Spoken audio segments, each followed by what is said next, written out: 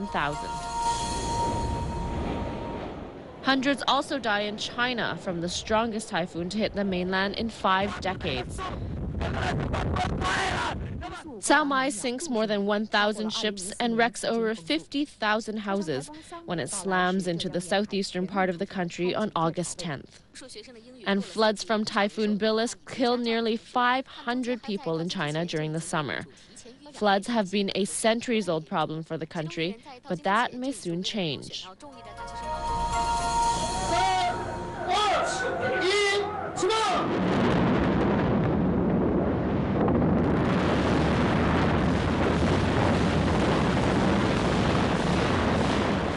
In mid-year, demolition experts blow up the last temporary dam protecting the just-completed main wall of the Three Gorges Dam in Hubei province.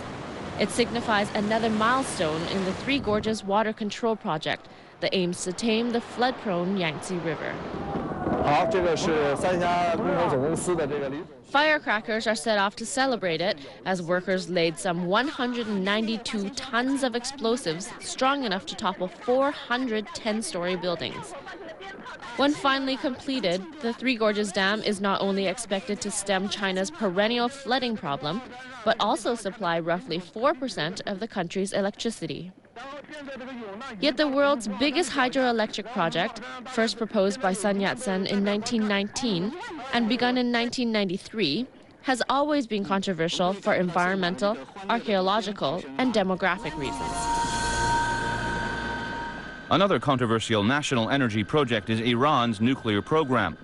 The United States says it's a secret nuclear weapons program. Iran denies the charge, saying it's solely for power generation. In early 2006, major powers offer the Islamic Republic a state-of-the-art nuclear reactor with a guaranteed fuel supply, economic benefits, and support for the idea of a regional security framework if Iran halts uranium enrichment. But as the months go by, Iran gives no response. Leadership by winning a March 20, more than 5,100 of those in allow President Hu Jintao to consolidate power on the mainland. More on that when we come back.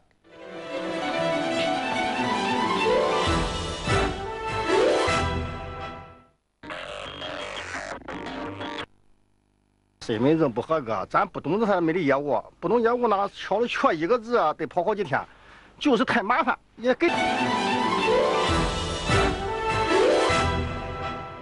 Welcome back. President Hu Jintao kicks off his U.S. visit with a tour of Microsoft in Seattle and a private dinner at the home of the world's richest man. And while at the home of the U.S. president in Washington, D.C., there are also two big embarrassments for both Hu and George W. Bush. Back home, President Hu deals with an embarrassment for China late in the year: corruption.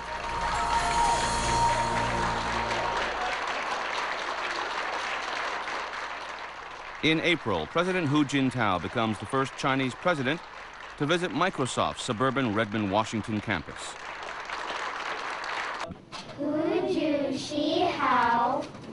A group of local school kids was also on hand to greet the president in Putonghua. Then the president was asked to try his hand at using a tablet PC. Hu wrote, "Long live the Chinese-American friendship." Thank you. Thank you. Thank you.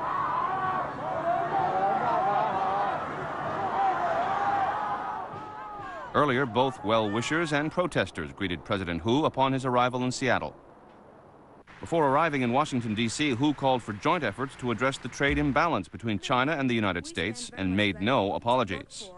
美国从中国进口的商品中，90%以上，美国已不再生产。如果不从中国进口，也要从其他国家进口。今后，中国将进一步扩大对美国产品和服务的市场准入，同时希望美方在放宽对华出口限制，减少贸易保护主义。 On U.S. demands for revaluation of the renminbi, Hu Jintao promised efforts to improve the exchange rate setting mechanism and China's financial system. 中国将继续坚定不移地推进金融改革，完善人民币汇率形成机制，发展外汇市场，增加人民币汇率的弹性，提高金融机构自主定价和风险管理的能力，保持人民币汇率在合理均衡水平上的基本稳定。 In the U.S. Capitol, whose reception at the White House is marred by two incidents. Ladies and gentlemen, the national anthem of the Republic of China, followed by the national anthem of the United States of America. A U.S. announcement refers to China by the formal name of Taiwan. 中美加强交流合作。 Later, there's a Falun Gong heckler. 友好感情。 The 47-year-old protester is subsequently led away by the police and charged with disorderly conduct and disrupting a foreign official. Bush apologizes to Hu for the incident. Meanwhile, in Taiwan, President Chen Shui-bian relinquishes day-to-day running of the government. Chen announces he would hand over all duties except those that fall under the Constitution to Premier Su Zhengchang. The ruling DPP is rocked by a series of scandals, including allegations of insider trading involving the president's son-in-law. Chao Qianming is said to be implicated in 4 different cases involving accepting advantages. He was convicted on December 27th and sentenced to 6 years in prison.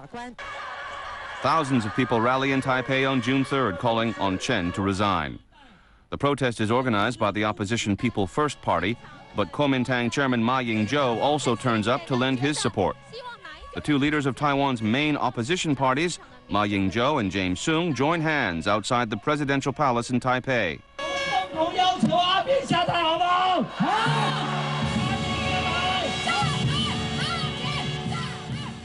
"A bien step down," they chant. "A bien step down," they chanted, using Chen Shui-bian's nickname. Ma said if people think Chen isn't fit to rule, they have the right to take his power back.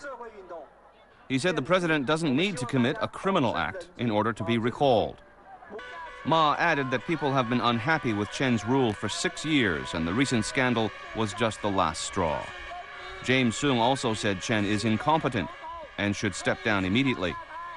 Soong threatens the president will be impeached if he refuses to go. The protesters also called for a thorough investigation into the multiple corruption scandals involving the First family.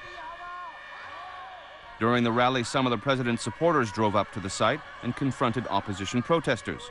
Police had to step in and separate the two sides. The protests continue against Chen, his family, and senior aides for 4 straight weekends. Finally, on June 27th, Chen survives a parliamentary attempt to oust him from office. A recall motion launched by the opposition fails to pass.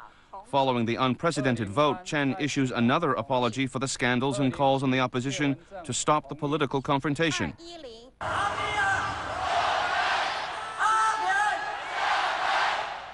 It doesn't. On September 9th, a massive show of force against Chen. 300,000 people joined a mass demonstration in Taipei, demanding the embattled leader step down over the series of corruption scandals. The man who organized the rally, former Democratic Progressive Party chairman Xi Mingda, vows not to give up until Chen is ousted. But a defiant Chen makes clear he intends to serve out the remaining 2 years of his term. Massive anti-Chen protests continue day after day despite bad weather. Protesters maintain a vigil outside the ornate presidential office building. On the 7th day, the largest show of force yet in Taiwan to force Chen out of office. Rally organizers say more than 1 million people take part in a march around Taipei, demanding Chen's resignation. They besieged Taipei later that evening by making a 5.5-kilometer trek surrounding the presidential palace. The next day, tens of thousands of pro-Chen protesters braved driving rain from a passing typhoon in support of Chen. The crowd chants slogans and wave flags, turning the presidential square in the heart of the city into a sea of green, the color of the DPP, replacing the red of the anti-Chen camp. "Go on, Chen Shui-bian, go on, Taiwan," the president's supporters shout. More scuffles on double 10th day. Protesters take part in the so-called Besiege the City protest in Taipei to demand the embattled president step down for a series of corruption scandals. Meanwhile, a second attempt by Taiwan's opposition to force a referendum on the future of the embattled president fails, with members of his ruling party boycotting the motion. On November 3rd, a political bombshell hits Taiwan. Prosecutors announce they will file corruption charges against Wu Shu-chen, the wife of the president. The case involves the misuse of 14.8 million Taiwan dollars, equivalent to nearly 450,000 US dollars, State Affairs Fund. She makes her first court appearance on December 15th and collapses. Prosecutors say they also have evidence to indict President Chen on charges of embezzlement, though he is currently immune from prosecution because of his position. Chen promises to resign if his wife is found guilty, but the opposition pushes a third recall motion against him.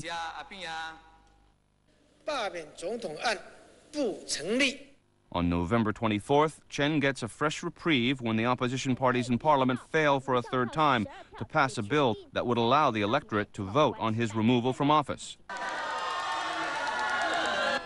The DPP in general also gets a reprieve of sorts when its mayoral candidate Chen Chu wins the race in Kaohsiung on December 9th.